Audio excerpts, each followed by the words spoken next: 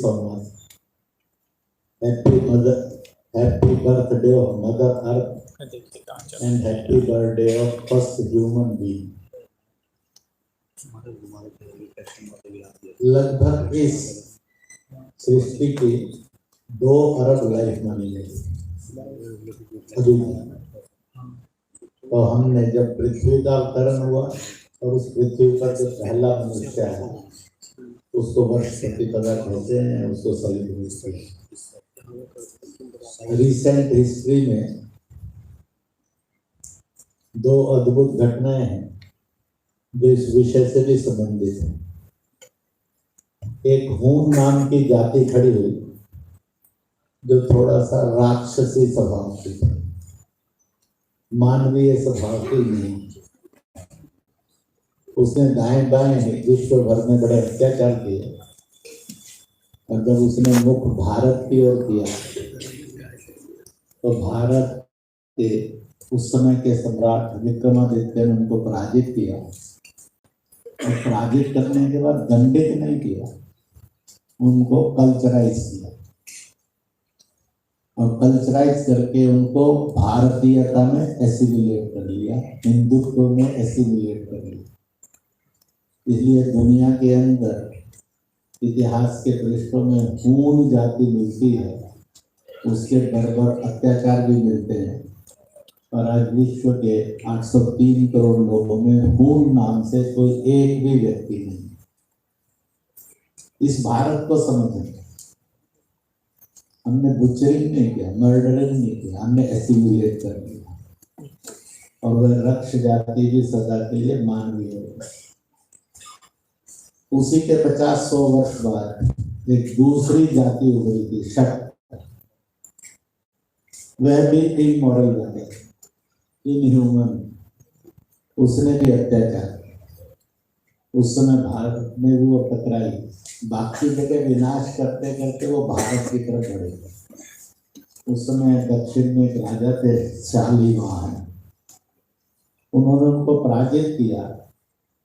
Forward का विक्रमादित्य, इसलिए उन सबको भी एसिमिलेट कर दिया। दुनिया में लाखों लाख में 2 जातियां थी, बर्बर थे, उनको भारतीयता में एसिमिलेट करके विश्व को दानवीय शक्तियों से रक्षित करने का इतिहास रहता है। इसलिए उन्होंने अपने विजयश्री को भी इसी वर्ष प्रतिपदा से मनाया। इसलिए विक्रमी संवत और सत संवत भी इसी के परिचायक हैं। भारत ने विक्रमी कैलेंडर को ज्यादा प्रेफर किया जनता ने, तो 2080 एक तीसरी घटना है जिसके लिए मैं आप सबको बधाई दूंगा। युग का परिवर्तन हुआ, द्वापर युग गया, कलयुग आया, तो उसका भी 5125वां वर्ष हो गया। 36 वर्ष और जोड़ दीजिए तो महाभारत का काल आ जाएगा और युधिष्ठिर का राज्य का शुभारंभ आ जाएगा। तो मैं आप सबको इस सृष्टि और पृथ्वी संबंध के भारतीयता के आधार पर आज की कालगणना के संबंध के लिए शुभकामनाएं करता हूँ। नवरात्रे प्रारंभ हुए, उसकी भी शुभकामनाएं।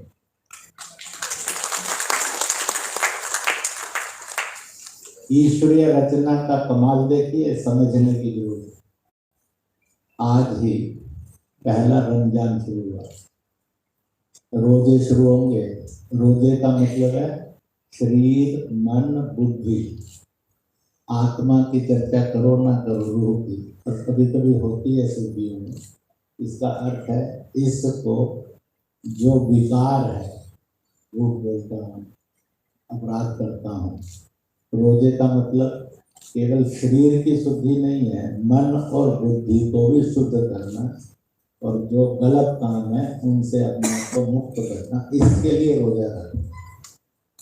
तो मैं इस रमजान की और रोजों पर भी शुभकामनाएं करता हूँ।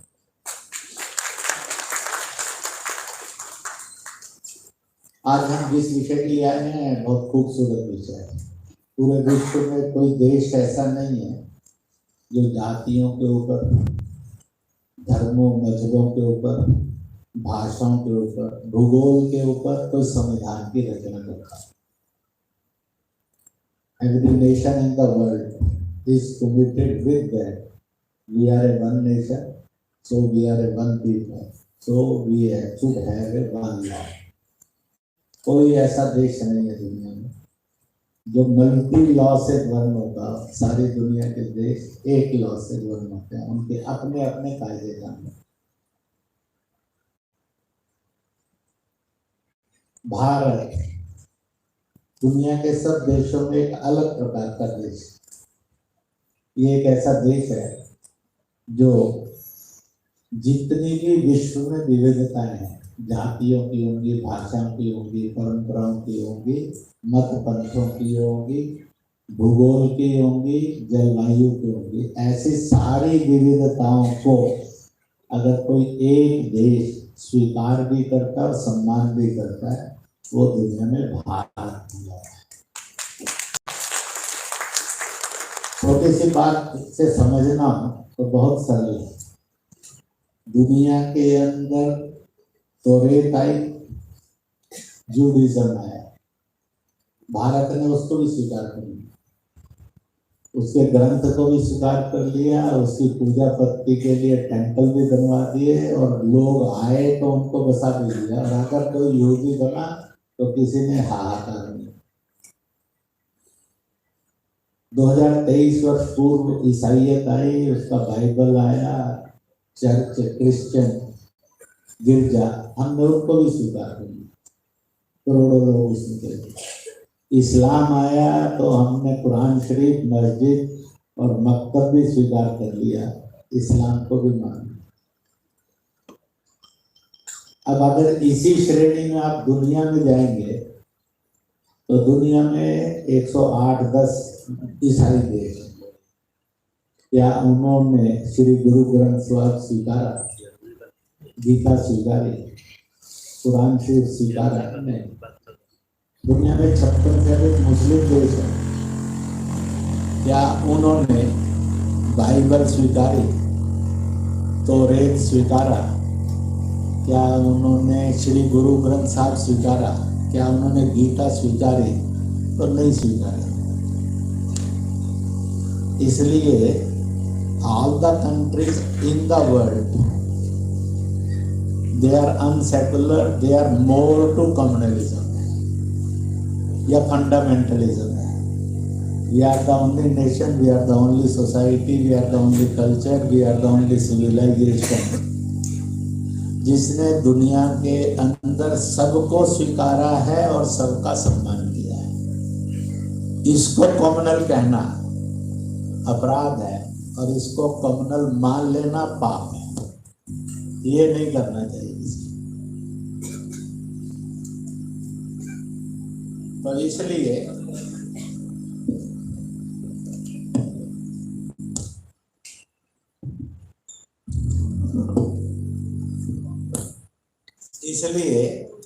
इस बात को समझना चाहिए भारत क्या है और भारत को ठीक से समझाना भी है। भारत क्या है और भारत को ठीक से समझाना, ये तब समझ पाएंगे जब हमने समझा होगा। हमने नहीं समझा होगा तो समझाएगा कौन भारत? इसलिए हमने समझना और हमारा ये कर्तव्य बनता है कि हम विश्व को इसको समझाएं। क्यों? तो बहुत उदाहरण आप जोड़िए और उदाहरण का रास्ता में देखो। जो विश्व के स्कॉलर्स 600 से 1500 वर्ष पूर्व दुनिया के अंदर घूमने के लिए गए, किसी का नाम भाईयान है, इवान स्वान है, ऐसे आप अल-रूनी है, ऐसे बहुत सारे। उन्होंने विश्व का भ्रमण करते हुए किसी देश के बारे में नहीं लिखा, केवल भारत के बारे में लिखा। बड़े विचित्र लोग हैं, लोग घरों को ताला नहीं लगाते। Why not it is written for China? Why not it is for Russia? Why not it is for America? Why not it is for Britain? Why not it is for African countries? Why not for the Middle East countries? Bharat के लिए लिखा, क्योंकि ये एक सत्य का साक्षात्कार उन्होंने किया था कि भारत ऐसा है। तो भारत ऐसा बना रहे, इसकी ड्यूटी किसकी? हमारी। तो इसलिए उन्होंने ही कहा कि जब पैर और हाथ धुलवाते थे भोजन में तो पानी था, पर जब भोजन करते थे तो पानी नदारद हो जाता था, क्योंकि अतिथि का सम्मान तरह तरह की शरबत रूपी चीजों से किया जाता था। गरीब की मात्रा कम होगी, अमीर की मात्रा ज्यादा हो जाएगी। और वो अनजान है तो भी उसको जानकर मानकर, अतिथि को देवता मानकर स्वागत किया जाता था। मालूम नहीं, ना भाषा आती थी उसका, ना वेशभूषा मालूम थी, ना उसकी परंपराएं मालूम थी, ना कोई था। आगे आया मेहमान है, तो belief on man to man, उसकी सुपरमेसी, इतने विश्वास था, कोई दुनिया में समाज नहीं था। इतने बड़े विश्वास का समाज का प्रतिपादन उन सब स्कॉलर्स ने किया है। इस भारत को समझना और बताना, आज नहीं है ये मानना, पर कल नहीं होगा ऐसा बिल्कुल नहीं मानना। तो इसलिए असंभव नहीं मानना, कैसे संभव होगा, श्रम करना पड़ेगा। तो इसलिए जब यहूदियों पर अत्याचार हुए तो उनको कहाँ शेल्टर मिलेगा, तो भारत इज द बेस्ट। जब ईरान में अत्याचार हुए तो पारसियों को लगा कि कहाँ शेल्टर मिलेगा, भारत इज द बेस्ट। तो इसलिए भारत इज द बेस्ट को समझना होगा समस्या के समाधान के। एक बात और जो हमें समझनी चाहिए वो ये है, universal law by not the only intellectuals, बल्कि बाय द, जिनको हम देवी देवता नबी पैगंबर प्रॉफिट्स कहते हैं, उनके द्वारा, नॉट ओनली बाय देम, जो ईश्वरीय सत्ता है उसके द्वारा मानव और मानव सुख की पहचान, इसका कानून है। और वो कानून आज भी जारी है, बदला नहीं है। उन्होंने लिखित नहीं किया, हमने उसका डॉक्यूमेंटेशन नहीं किया, ये गलती की। और पहला है कि आदमी अपने कर्मों से, किरदार से और कर्तव्य से जाना जाएगा। वो अपनी जाति से, पंथ से, भाषा से, दल से, पद से, स्वभाव से नहीं, वो जाया जाएगा अपने जीवन मूल्य से। आदमी अच्छा तो कर्म अच्छे, कर्म अच्छे तो स्वर्ग मिलेगा, आदमी बुरा तो नरक मिलेगा। This is the common philosophy तब। फिर आदमी को मुसलमान होना, ईसाई होना, अंग्रेज होना या चीनी होना, जापानी होना, इनकी डिटेल कर दिया उन्होंने। ये मानव की मानवीय पहचान है। और सारे जितने भी मत पंथ हैं, किसी भी तरह का बिलीफ रखते हो, वो सारे मत पंथों के लिए भारत ने, विश्व ने एक कानून दिया था, मत अनेक होंगे, पंथ अनेक होंगे, पर गंतव्य एक होगा, मंजिल एक होगा। जब मंजिल एक है तो फिर लड़कर जाएंगे तो कोई भी नहीं पहुंचेगा, एक दूसरे का सहयोग करके जाएंगे तो सब पहुंचेंगे। और इस फार्मूले को universal law by the God, इसका अगर आज अक्षरशः कोई पालन करता है तो भारत भारतीय और भारतीयता करता है, हिंद हिंदू और हिंदुत्व करता है, इंडिया इंडियन और इंडियननेस करती है, बाकी कोई नहीं करता। अब इसे आगे बढ़ेंगे तो समूह की और इंसान की आगे समझने के लिए पहचान कौन सी, तो इसको भी कानून दे दिया था, mister, as a person, as a group, you won't be You should not be and won't be known from your religion, from your language, from your व्यवसाय, from your money, from your designation. इनसे नहीं तुम्हारी पहचान हो, तुम्हारी पहचान तुम्हारे देश से हो। आप देखिए उस फार्मूले को भारत के लिए और उन भारत से समझाने के लिए दुनिया को सरल है। 1947 15 अगस्त भारत का एक भूभाग अलग हुआ जिसका केंद्र लाहौर और ढाका था। वहां का आदमी 14 अगस्त अर्धरात्रि 12 बजे तक हिंदुस्तानी भारतीय कहलाता था। ऐसा क्या हुआ कि 15 अगस्त सुबह 12:01 पर वो पाकिस्तानी हो गया। पूर्वज नहीं बदले, भाषा नहीं बदली, मजहब नहीं बदली, जातियां नहीं बदली, धरती नहीं बदली, परंपराएं नहीं बदली, आइडेंटिटी बदल गई। सन 1971 के अंदर ऐसा क्या घटा 16 दिसंबर को कि ढाका का आदमी जो 47 में पाकिस्तानी बनकर पाकिस्तानी था वो अकस्मात सायंकाल को बांग्लादेशी हो गया। After some minutes and hour, what happened?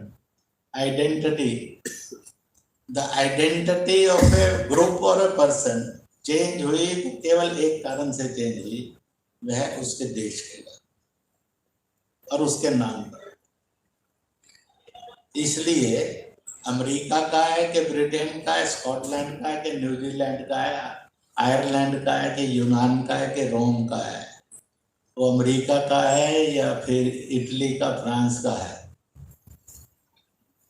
फिर वो अरब का है, तुर्किस्तान का है, मंगोलिया का है, फिलिस्तीन का है, ईरान का, इराक का है, फिर वो रूस चीन का है कि जर्मनी जापान का है। ना उनको कोई ईसाई कहता है, ना मुस्लिम कहता है, ना बौद्ध कहता है, ना उनको हानवान कहता है, शिया सुन्नी कैथोलिक प्रोटेस्टेंट नहीं कहता है। अमेरिकन है, ब्रिटिश है, इटालियन है, फ्रेंच है, रूसी है, चीनी है, तुर्की है, अरबी है, यही उनकी पहचान आज भी स्थापित है, यूनिवर्सल। तो बाकी सब देशों के एक एक नाम है, एक दो देश होंगे, 5-10 देश होंगे जिनके से एक से ज्यादा नाम हो, हमारे कुछ अधिक नाम। हमारा नामकरण पहला देवताओं ने किया, ऐसा लोग श्लोक मिलते हैं। भारत जो ज्ञान, विज्ञान और नैतिक मूल्यों के आधार पर अपने संसार की रचना को चलाएगा, उसका आधार ही होगा, और इसलिए हमें लोग भारतीय कहा। कुछ लोगों ने कहा कि दुनिया में सबसे श्रेष्ठ आचरण वाले लोग हैं, इसलिए ये धरती कौन है? ये आर्यों के व्रत की धरती है, आर्य व्रत। इसलिए दुनिया ने कहा आप आर्य हैं। बेशक चोरियां की होंगी, बाहर से आए, जितने ऐसे चोरी वाले हैं मैंने उन सबसे पूछा ये तो बताओ आए कहाँ से, ताकि वो उस पर तो क्लेम कर लें जिन नालायकों ने उस पर कब्जा किया। तो इसलिए हमारी है, दुनिया लिखती है बहुत। कुछ लोगों ने कहा कि ये हिंदुस्तान है, हिमालय का ही है और हिंदू महासागर का ना और दा है, तो इस हिमालय और हिंदू महासागर के बीच का स्थान हिंदुस्तान, इसलिए आप हिंदुस्तानी हैं। अरब के लोग, चीन के लोग, अफ्रीका के लोग कहते थे ये सरजमी हिंद है।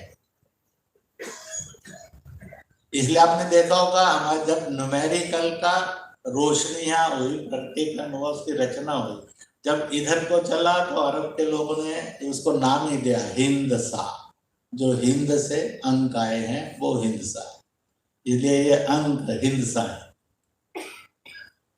जो इस पर जाते हैं, हज पर जाते हैं या उमरा पर जाते हैं, तो उस लाइन में जब चढ़ते हैं तो वहां जो थाली सर्व होती है भोजन की, उस थाली का नाम ही है परंपरागत हिंदी थाली, हिंदू थाली।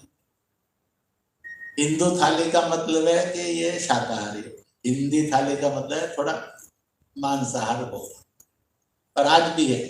अब अंग्रेजी के प्रभाव के कारण वो इंडियन थाली हो गई, पर it is still continued in the passion. तो इसलिए इसको समझना, तो इसलिए लोगों ने कहा कि आप हिंदू हैं और हिंदी, इंडस सिंधु, इससे भी हिंदू आया, इंडस से इंडिया हुआ, और लोगों ने कहा आप इंडियन, इंडियननेस है आपकी प्रकृति। ये लेटेस्ट नाम जो विश्व की पुस्तकों में मिलेगा नहीं, क्योंकि है ही 200-300 साल पुराना। इसलिए जो ग्रंथ इससे पहले लिखे गए सारी दुनिया में, उसमें नहीं मिलेगा। मैं थाईलैंड का 92 इयर्स ओल्ड, वहां के मॉन्क जो सब मान्य थे, जब मैं उनसे भेंट और दर्शन के लिए गया तो उन्होंने बड़े आनंद से मेरे से प्रश्न किया, ये बेटा जब मैं थोड़ा उम्र में बढ़ा हुआ तो लोग आते थे, वो कहते थे इंडियन आया है। मैं कहता था मैंने तो पढ़ाई नहीं कर, क्योंकि मेरे यहाँ पर 9000 से अधिक ग्रंथ पढ़े हैं, उसमें तो इंडिया शब्द नहीं है, उसमें तो भारत शब्द। ये इंडिया कब से कर लिया? इसलिए मेरी पढ़ाई के कारण मुझे कई वर्ष लग गए इंडिया को अपने दिमाग में स्थापित करने, और भारत हमारे दिमाग में स्थापित था अपने ग्रंथों से। मेरे ग्रंथ में इंडिया के लिए कोई एविडेंस नहीं है, और भारत के ही सारे एविडेंस। अब इट इज आल्सो ट्रूथ, परंतु बड़ी तकड़ी से एक भारत की इस विशेषता और विशालता पर हमला किया गया, और वह हमला किया गया it is an mythology. It is never a mythology, it is an philosophy. Mythology कहना और मानना दोनों पाप और अपराध है, इसको फिलोसफी कहना ही सत्य और सही है। तो इसलिए विश्व के अंदर यही धारणा है, the people and the group of people will be known from his nation, not by caste। इसलिए ऋषि सुनक बना इंग्लैंड का प्रधानमंत्री, तो किसी ने नहीं कहा एक British becomes the great British becomes the prime minister of Britain. सबने कहा भारत मूल का ऋषि सुनक। सत्य नहीं बदला, उन्होंने तो स्वीकार कर लिया। हमने स्वीकार करने में गड़बड़ नहीं करना है। और उन्होंने ये भी स्थापित कर दिया कि भाई आप कल्चर से कॉम्प्रोमाइज करने की जरूरत नहीं है। फ्रीडम ऑफ लॉ है, फ्रीडम ऑफ ह्यूमैनिटी है, फ्रीडम इन द यूनिवर्स है, कि आपका जो शाश्वत सत्य है उस पर चलो।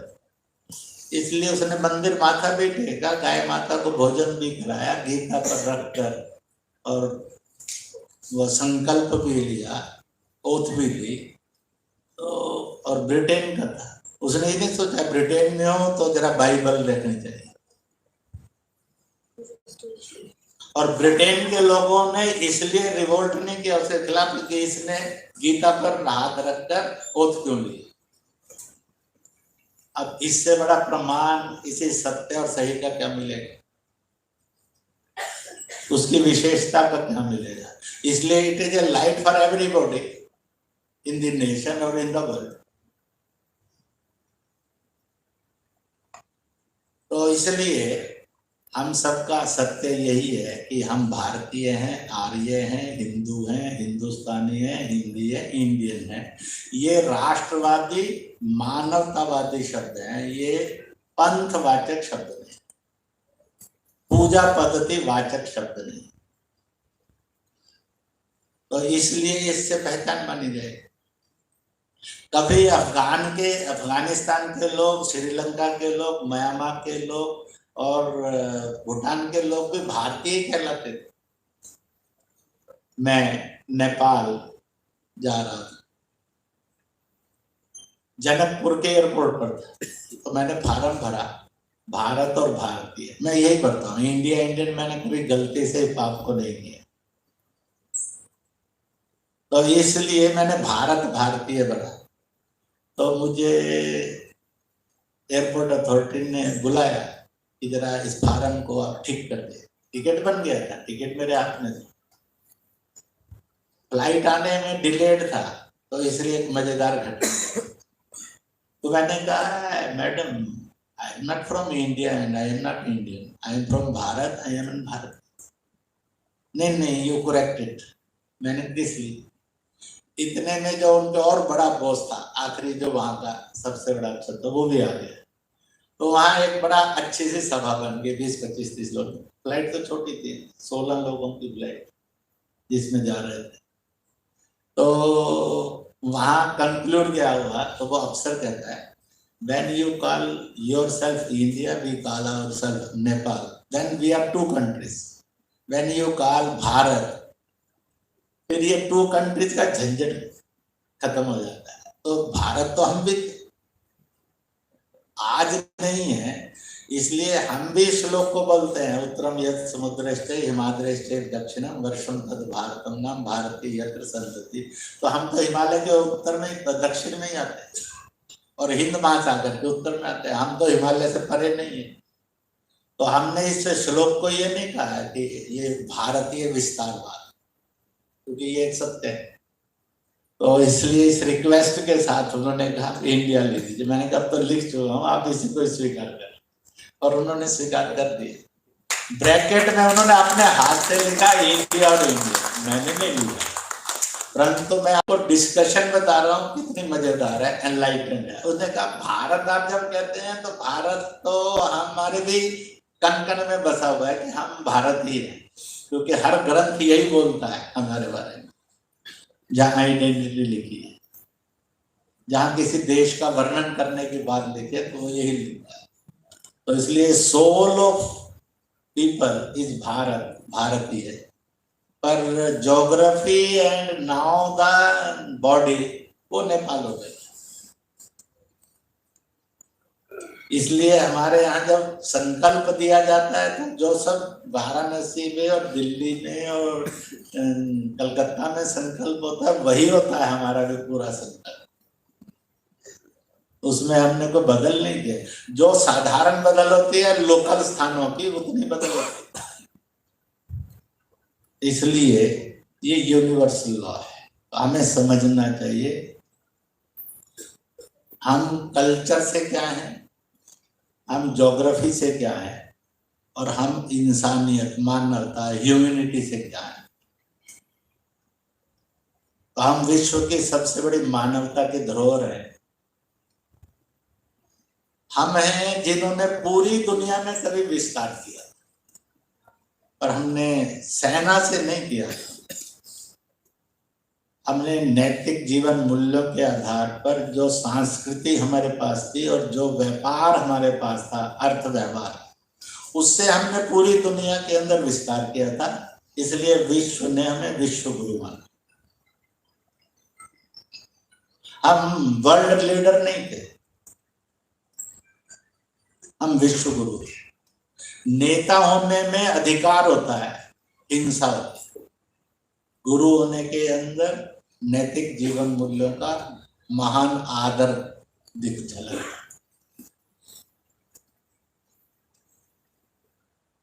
तो यह एक सत्य समझना जरूरी है। हम मल्टी रिलीजन है और दुनिया से जो रिलीजन है वो भी हमने सब यहाँ रख लिए। हम मल्टी कास्ट है, मल्टी लैंग्वेज है, मल्टी ज्योग्राफी है, मल्टी ट्रेडिशंस। तो इसलिए ये एक सत्य है। परंतु इन विविधताओं को हमने कभी ये नहीं माना है कि ये डिफरेंसेस है, भेद है। हमने इन विविधताओं में एकता का दर्शन किया, ये सब एक ही। इसलिए बाहरी स्ट्रक्चर भिन्न है पर मूल में एक ही तत्व है। इसलिए लद्दाख से लेकर केरल तक जाएंगे और अगर बीच में काठमांडू और कैलाश मानसरोवर से अशोक वाटिका श्रीलंका तक जाएंगे तो सब यही कहेंगे सभी सुखी हो, सभी निरोग हो, प्राणियों में सद्भावना हो, विश्व का कल्याण। और कुछ कह ही नहीं सकते। हम ये कह ही नहीं सकते ये लड़की का बलात्कारी है, गऊ का हत्यारा है और अपराधी है और धर्मांतरणवादी है, इनको छोड़कर सभी का कल्याण। हम तो ये कह ही नहीं सकते रावण और कंस और महिषासुर को छोड़कर सबका भला। जो अच्छे हैं वो अच्छे रहे, जो खराब है, बदमाश है, राक्षस है, उनमें भी सुधार आए, हम यही कामना करते। अब प्रश्न खड़ा होता है, जब हम एक हैं तो अनेक कानून से हमारी गवर्नेंस होनी चाहिए कि एक कानून से होनी चाहिए? अब मान लो रिलीजन के आधार पर कानून में डिफरेंसेस लाए, अगर जातियों के नाम पर कानून में व्यवस्था की, अनेक जातियों के लोग, अनेक पंथों के लोग अगर किसी सोसाइटी में रहते हैं तो उनकी कॉमन ऑर्गेनाइजेशन कैसे बने, किसके आधार पर बने? अगर दुर्घटना करने वाला एक अलग धर्म का और जाति का हो और मरने वाले अलग अलग धर्मों के और जातियों के हो, तो इंसाफ और उनको जो प्रीमियर मदद मिलने वो किसके कोर्ट में मिलेगी?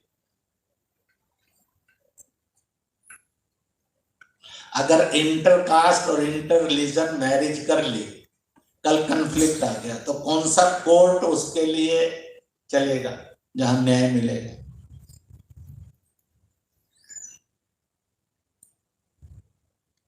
आप कानून दाता है तो यहाँ आपको अपने कानून की वो बनाना है, इलेक्शन करने, तो आप किसके आधार पर नियम बनाएंगे? और कल कोई झगड़ा आ गया तो आप शिया कोर्ट में जाएंगे, सुन्नी कोर्ट में जाएंगे, कैथोलिक कोर्ट में जाएंगे कि प्रोटेस्टेंट कोर्ट में जाएंगे, जैन कोर्ट में जाएंगे कि सनातनी वैष्णव है शाक्त में, कौन से में जाएंगे?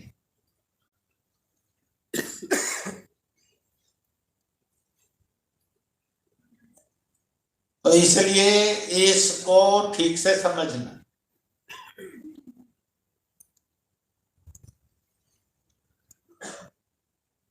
हमारी पहचान भारतीय है, फिर उसके बाद में मुसलमान, फिर ईसाई हूं, फिर जैन हूं, फिर बौद्ध हूं, फिर सिख हूं, फिर शैव हूं, फिर राधा स्वामी हूं, फिर निरंकारी हूं।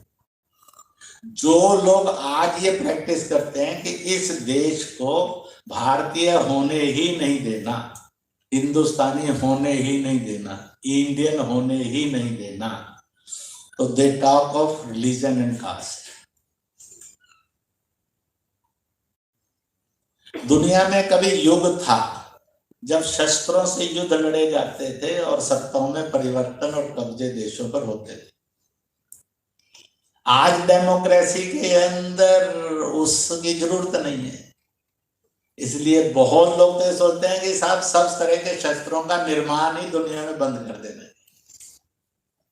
जब शस्त्र ही नहीं रहेंगे तो कितना लड़ेगा? तो गाली से लड़ेगा, हाथ पाथ से लड़ेगा, तो फिर वो देश थोड़ी लड़ेगा। दो आदमी लड़ेंगे निपट जाएगा, दो परिवार लड़ेंगे निपट जाएगा, दो ग्रुप लड़ेंगे छोटे से निपट जाएगा। दुनिया तो हिंसा में नहीं जाएगी, दुनिया तो दंगे में नहीं जाएगी। रिलीजन के नाम पर लड़ेंगे तो समूह लड़ेंगे, और इंसान के रूप में लड़ेंगे तो दो इंसान लड़ेंगे, नो प्रॉब्लम।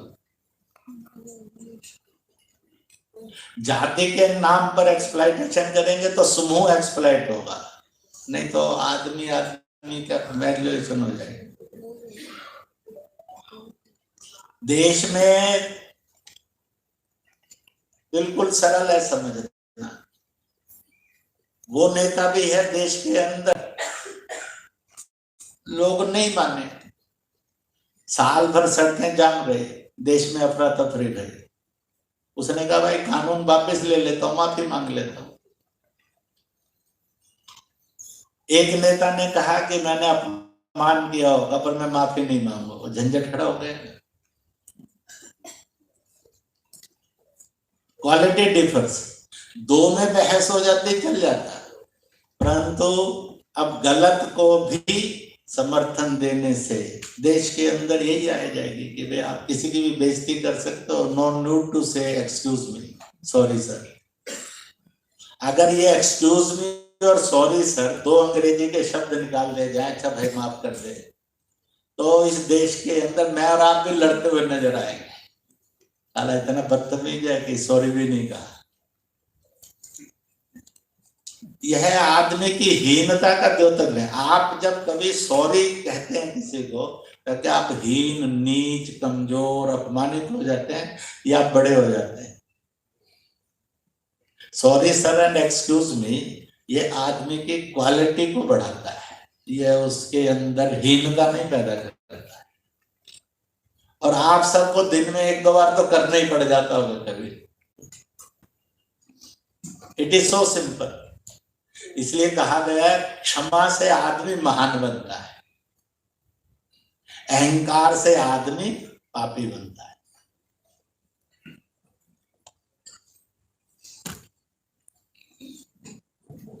तो जब इसका है तो इसलिए यू अप्लाई टू, फिर कितनी तरह के कोर्ट बनेंगे,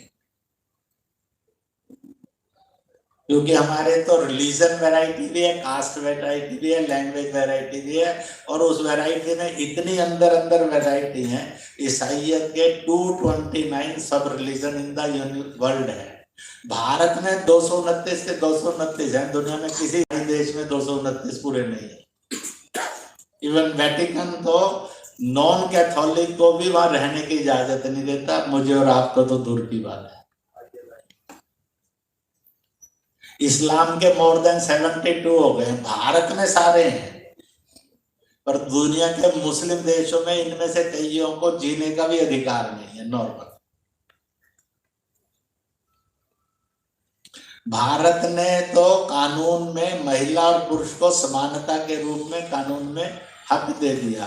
पाकिस्तान और इस्लामिक कई देश ऐसे हैं, 2 महिलाओं की गवाही से ही एक गवाही पूरी होती है, और अगर 2 महिला नहीं मिली तो 1 महिला मिली तो आधी गवाही मानी जाती है, तो केस गड़बड़ हो जाता है।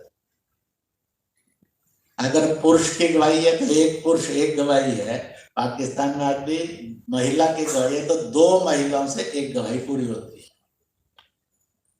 और अगर आप हम मुस्लिम देशों में जाएंगे तो ऐसे बहुत है। तो हिंदुस्तान में क्या होगा?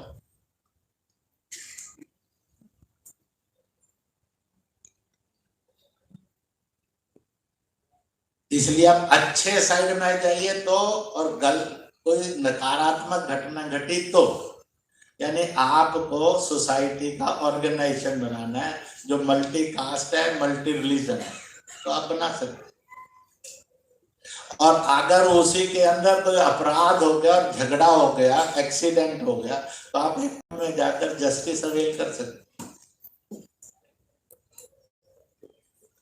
और भारत रिलीजियस परंपराओं की ओपन मार्केट है, जो कभी कुचलता नहीं, दबाता नहीं, उसका फुल फ्रीडम। पर लोगों को भड़काया ही जाता है कि तेरे मैरिज पर, तेरे इस पर। यह जो भड़काने का स्टाइल है, इस चैलेंज को मीट आउट करना है, जो हमें 1 नेशन 1 पीपल 1 लॉ होने नहीं देता है। और इसमें क्योंकि अल्पसंख्यक सबसे बड़ा समूह मुस्लिम है, उसको लेकर ज्यादा भड़काया जाता है, ईसाई को नहीं भड़काया। जब आता है कॉमन सिविल कोड या single law, 1 nation 1 people 1 law है, तो उसमें एक्सप्लॉइटेशन किसका होता है? ब्रह्म कुमारी तो नहीं कभी बोलते, आर्य समाजी तो नहीं बोलते, सनातनी तो नहीं बोलते, जैनी तो नहीं बोलते, सिख तो नहीं बोलते, राधा स्वामी तो नहीं बोलते, कबीर पंथी नहीं बोलते, अम्बेडकरवादी नहीं बोलते, महायान थ्योरवादी बौद्ध नहीं बोलते, दिगंबरी और श्वेतांबरी जैन नहीं बोलते, कैथोलिक एकमात्र मुसलमान को भड़काया जाता है। इससे पता लग जाता है कि पॉलिटिक्स ऑफ एक्सप्लॉइटेशन है, पॉलिटिक्स ऑफ फंडामेंटल, और यह देश को विभाजित करना और समाज को एक रहकर पीसफुल ना होने देने की साजिश। तो इस चुनौती को तो स्वीकार करना ही पड़ेगा। पीपल कल्चराइज करना सोसाइटी का काम है, परंतु अनकल्चर्ड सोसाइटी अगर बनती है, बिहेवियर आदमी का ग्रुप का बनता है, तो उसको नियंत्रित करके उसको रास्ते पर लाने में कानून जरूरी है। Where the people will go if conflict is there. प्यार है तो झंझट नहीं है, झगड़ा है तो कानून और कानून को मानने वाले और चलाने वाले जरूरी है। अब जिनमें प्यार है वो थोड़ी कोर्ट में आएंगे, झगड़ा हो गया तो ही कोर्ट में आएंगे।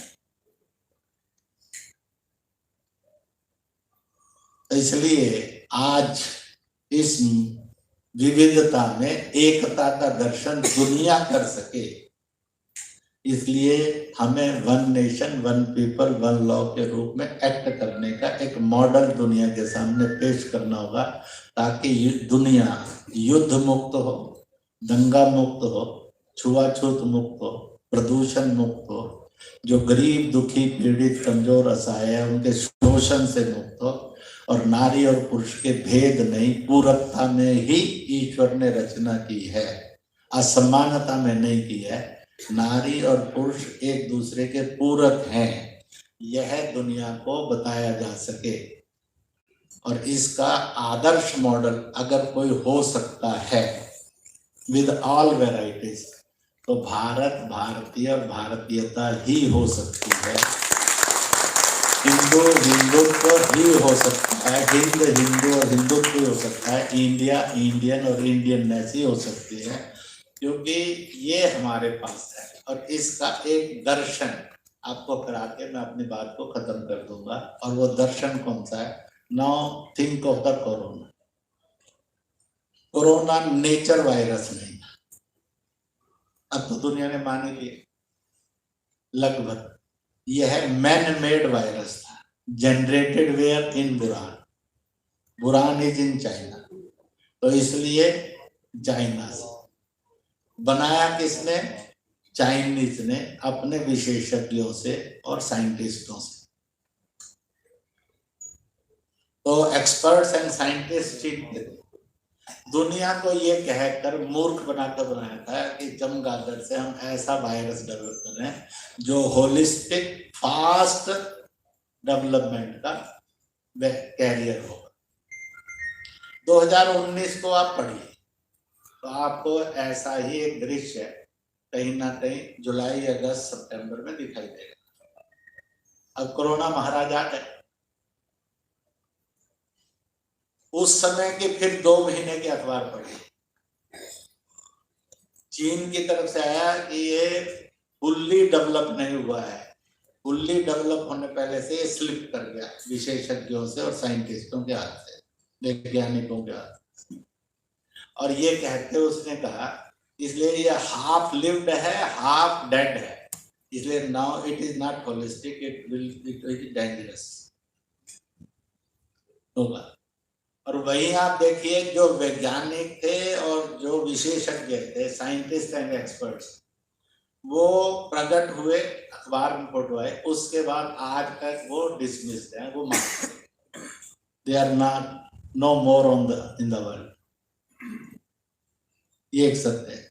और उसके बाद चीन कहता है हमारे यहाँ कोरोना का कोई हाहाकार नहीं है, पर वही कोरोना फ्लाई करता है, वो 2-2,500 किलोमीटर पर भारत में आकर अटैक करता है, वो 5,000 किलोमीटर पर अमेरिका में अटैक करता है, सब जगह अटैक करता है, और चीन के शहर से शहर और पड़ोस से पड़ोस नहीं करता। Is it possible? तो एक बहुत बड़ा फ्रॉड हिंसा का रचा है, और 80 लाख के लगभग पूरी दुनिया के लोग मरे। भारत के भी 4 लाख प्लस हैं लोग जो मरे, परंतु उस समय मानवता का मॉडल कौन था और मानव जाति का रक्षण किसने किया? ये 80 लाख से ये 80 करोड़ पर ना जाए। रफ्तार तो ऐसी, क्या अमेरिका ने, ब्रिटेन ने सेव किया? क्या इटली, रोम, फ्रांस ने सेव किया? क्या अरब तुर्किस्तान ने मानवता दिखाई और मानव जाति का रक्षण किया? क्या रूस, चीन ने किया? अमेरिका, जापान, जर्मनी ने किया? क्या किसी ने किया? इसलिए एक सत्य है, पूरी मानवता का दर्शन भारत के भारतीयों ने दिखाया और पूरी मानव जाति का रक्षण करने के लिए भारतीयता ने और भारत ने ही एकमात्र काम किया। हमारे पास अपनी वैज्ञानिक पद्धति से आयुर्वेद था, हमने आयुर्वेद के काढ़े फ्लोट किए, सारी दुनिया को लगा बच जाएंगे, लगा कि नहीं। हम में से कौन है जिसने काढ़ा नहीं पिया? और दुनिया में पूछते जाओ तो किसी ने काढ़ा नहीं पिया, और उसको लगता था ये काढ़ा इस साले राक्षस को मार देगा, रोक देगा। इट वाज फेक, भारत ने किया और करोड़ों दुनिया की जनता ने। कोई देश नहीं होगा जिसने उन काढ़ों का उपयोग नहीं किया, और कोई आदमी नहीं होगा जिसने एक बार ना पिया, और बाकियों ने तो होलसेल ही पिया, सवेरे दोपहर शाम को पीकर कोरोना को मारने में लगे। पर वायरस बड़ा मजबूत था, कंट्रोल तो हुआ, उसका जो स्पीड थी, डेथ रेट था, वो घटा, रुका। तो यहां से आगे चले तो भारत ने सेकंड डोज दी, योग और प्राणायाम। लग गए दुनिया के हर आदमी योग और प्राणायाम में लगा, जिसे नहीं चाहता था वो भी कर रहा, और पूरी दुनिया ने इसको स्वीकार कर लिया, लगा के हाँ अब बच रहे, हर एक को लगा के ठीक। परंतु उसका आक्रमण राक्षस का तो बड़ा भयानक,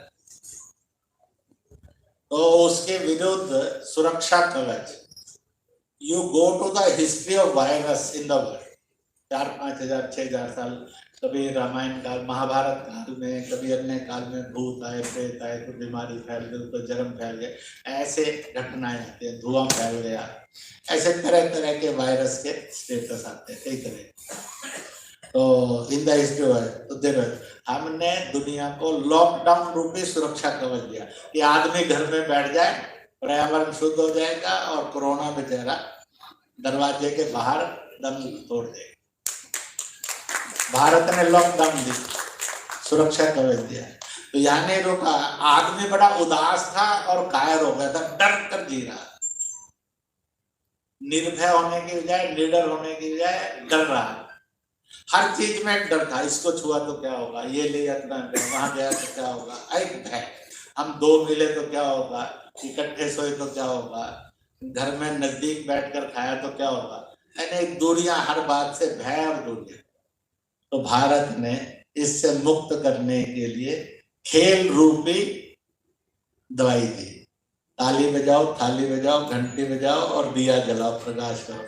सारी दुनिया लट्टू होकर लग गई, तो अपन, मैं और आप अपनी बालकोनी में नहीं लगे, सारी दुनिया कई दिन करती रही, घरों में भी करती और आज भी कर लेती।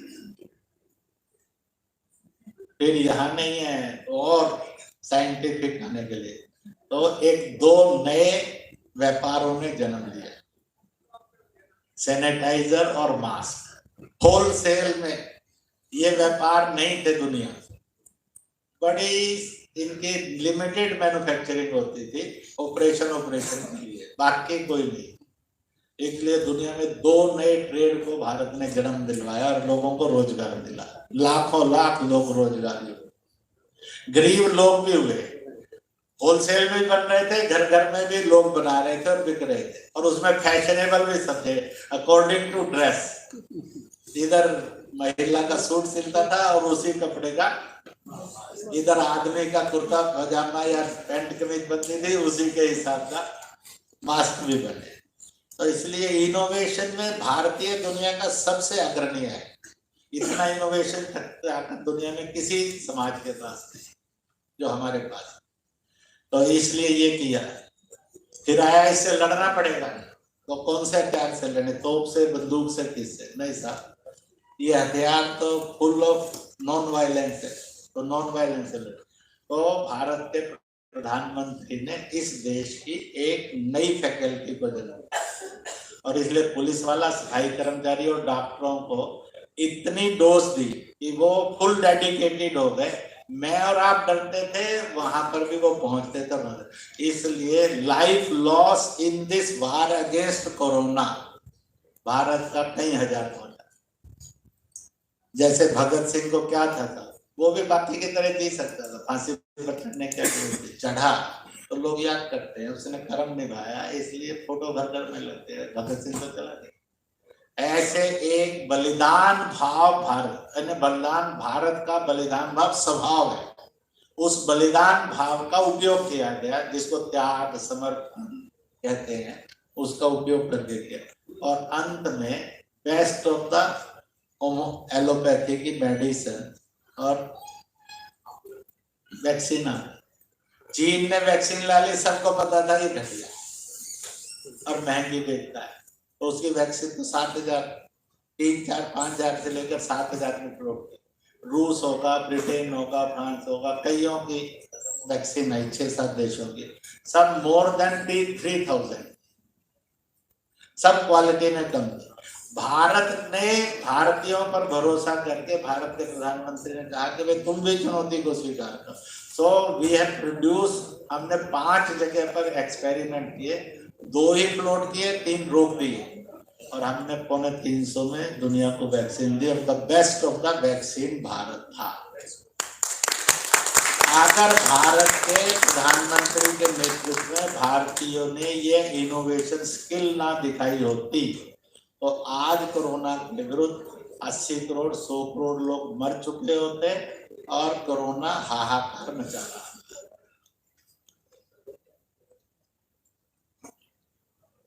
और इसमें एक इनकलाब देखिए, सन 20 और सन 21 दुनिया के हर देश में कोरोना के साथ साथ भूख से मौत है। भारत में सन 48 से लेकर आज तक कोई वर्ष नहीं है जब भूख से मौत नहीं है, केवल 2020 और 21 है जब भूख से एक भी मौत आप लोगों ने होने नहीं दी। गरीब से गरीब आदमी को आपने इतनी मदद दी कि भूख से नहीं मरे, बाकी किसी चीज से मरे। तो भारत की मानवता की सुपरमेसी को समझना और इस सुपरमेसी को समझकर भारत के उस मॉडल को प्रतिष्ठित करना। When intellectuals lead the society, दुनिया के अंदर तभी परिवर्तन आता है। इसलिए दुनिया जाति और मजहब के नाम पर जनसंख्या नहीं बढ़ाए, जाति और मजहब के नाम पर रूल करने के सपने ना देखे, जाति और मजहब के नाम पर अपराध ना लाए, और वह देश नहीं तोड़े और समाज को बांटे और लड़वाई नहीं। इसके लिए दुनिया का ये मार्ग था, ये मार्ग है, और यही एकमात्र मार्ग रहेगा। 1 नेशन 1 पीपल 1 लॉ। ऐसे इसके रास्ते में जितने प्रश्न हैं उन सब प्रश्नों का उत्तर देने के लिए हमारी तैयारी है। ये भड़क कर उत्तर नहीं देना, भड़क कर शैतान काम करता है, पर निडरता से, साहस से, बुद्धिमत्ता के साथ जो करता है। मैंने भगवा और हिंदू आतंकवाद के खिलाफ 8-7 साल लड़कर देखा है। पूरी सरकार पीछे लगी थी, तेरी सरकार बहुत हार भी गई और बदल भी गई। मैं जम्मू कश्मीर में 16-17 साल मैंने आतंकवाद के साथ खेला है। 3-4 बार उन्होंने अपहरण करने की कोशिश, नालायक मैं बचा क्यों? मेरी कोई बात नहीं है, क्योंकि वो फेल हो गए। तो हम जब 11वीं 12वीं में थे, हमारे फिजिक्स के प्रोफेसर थे DR खन्ना, उनका एक बड़ा नाम, उन्होंने 1937 में और MSc की थी लाहौर यूनिवर्सिटी से, और वह उसके टॉपर थे। हमने पूछा सर आप ऐसे 37 में टॉपर हुए? ये बड़ी मजेदार कहानी है कि हम 3 ही लड़के थे MSc फिजिक्स के लिए, एक तो अपीयर ही नहीं हुआ एग्जाम, और दूसरा 2 पेपर जब बीमार हो गया इसलिए आगे पेपर ही नहीं दे।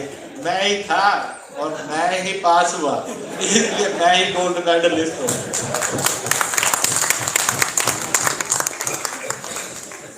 तो इसलिए ये एक समय आया है जब भारत विश्व को रास्ता ऑटोमेटिकली दिखा। Every impossible is changing it possible. और इसलिए भारत, भारतीय और भारतीयता को आप इंडिया, इंडियन और इंडियननेस उसको करना चाहे तो उसको, या हिंदुस्तान, हिंदुस्तानी और हिंदुस्तानियत को, हिंद, हिंदू और हिंदुत्व को वो समय मिला है to answer all the queries, उनके साथ देना।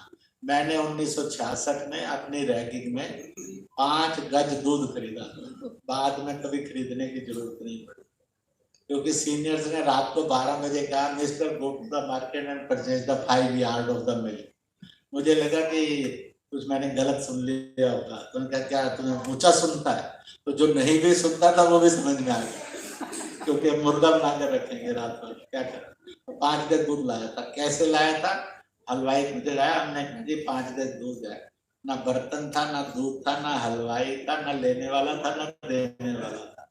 हमने कहा भाई ये हमारा बर्तन है, हलवाई साहब आप अपने बर्तन में 5-10 ग्राम दूध डालिए, हमारे बर्तन को छुइए, 1 गज ऊपर ले जाकर पलट दिए, call it 1 yard, do it 5 times, it will be 5 yard. क्योंकि हम सब बिलीवर हैं और एक बिलीफ है दिया हुआ, जो हमने मंदिर में सुना, घर में माँ बाप से सुना, किसी सभा सत्संग में गए वहां सुना, शाखा में गए वहां सुना, कि दुनिया में जितने भी प्रश्न, चुनौतियां, खतरे, संकट, इम्पॉसिबिलिटीज आएंगी मनुष्य के सामने, ईश्वर ने उन सब का उत्तर दिया हुआ है। मेहनत करेगा तो उत्तर मिलकर मेरिटोरियस हो जाएगा, घबराएगा तो रो रो के जिंदगी जिएगा। When God sent and every answer for every question, no question is unanswered in the world, तो फिर उस ईश्वर पर विश्वास करिए, अपने कर्म को करने में जोर लगाइए।